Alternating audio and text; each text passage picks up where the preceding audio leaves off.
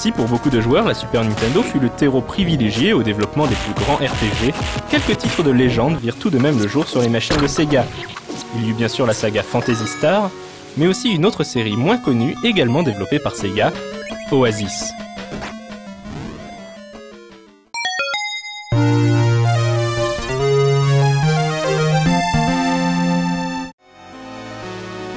Il y a bien longtemps, deux sorciers s'affrontèrent à l'aide de puissants bracelets magiques. Le bracelet d'or servait la lumière, le bracelet d'argent, les ténèbres. Aujourd'hui, le royaume d'Oasis court à nouveau à sa ruine car le bracelet d'argent a trouvé un nouveau porteur. Le bracelet d'or jette quant à lui son dévolu sur Ali, le jeune prince du royaume. À partir de ce moment, Ali va devoir trouver les 4 génies du bracelet d'or pour contrecarrer les noirs desseins du porteur du bracelet d'argent. Beyond Oasis, plus connu sous le nom La Légende de Thor en France, est un action RPG qui met l'emphase sur l'action. Les combats sont très dynamiques avec une grande variété de combos possibles. Le jeu demande aussi d'utiliser ingénieusement les pouvoirs magiques du bracelet, dérivés des 4 éléments d'Aristote que sont le feu, l'eau, la terre et l'air, pour résoudre diverses énigmes. Graphiquement, le titre est beau. Les décors sont colorés, les sprites grands à l'écran et les animations stylées. De plus, on y retrouvait une bande-son très atmosphérique, composée par Koshiro Yuzo, qu'on ne présente plus et qui fit preuve d'une grande implication dans le développement du titre. Ce jeu difficile, sorti tardivement sur Mega Drive, est considéré comme l'un des derniers grands hits de la 16 bits de Sega.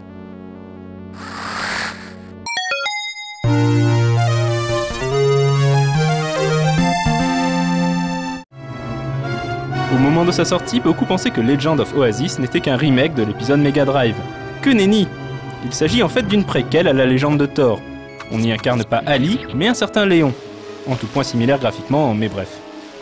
Léon va évidemment recevoir le bracelet d'or et partir affronter les forces du mal qui cherchent à ressusciter Agito, le sorcier maléfique de la légende, porteur originel du bracelet d'argent. Bien que d'un gameplay très proche, Legend of Oasis fait une croix sur certains éléments RPG de son prédécesseur. Il n'y a par exemple plus d'inventaire à gérer, ce qui renforce le côté beat'em all du titre. D'un autre côté, le jeu propose des palais et donjons dotés de puzzles encore plus retors, puisqu'il n'y a pas 4 mais 6 esprits à invoquer grâce au bracelet. Legend of Oasis, comme Alundra sur PlayStation, fut donc un beau chant du cygne pour l'action RPG 2D sur console de salon.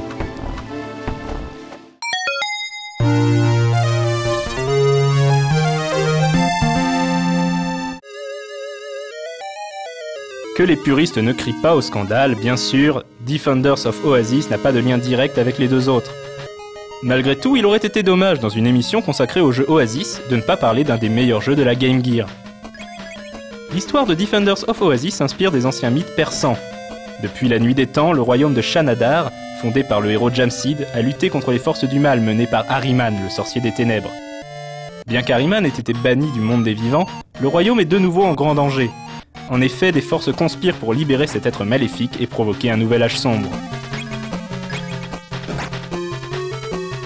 Le joueur incarne le jeune prince de Shanadar. Après que son père, le roi, ait été trahi et assassiné, il se voit obligé de fuir au loin avec pour seule possession un anneau magique renfermant un génie, son premier allié, dans sa quête visant à reprendre son royaume et botter le derrière velu du mal. Décidément, la vie de prince virtuel n'est pas de tout repos. Defenders of Oasis est un RPG nippon tout ce qu'il y a de plus traditionnel, avec combat au tour par tour, gain d'expérience, belle princesse et autres poncifs du genre. Cependant, il se révèle long et passionnant, et surtout propose un challenge à la hauteur des joueurs les plus aguerris.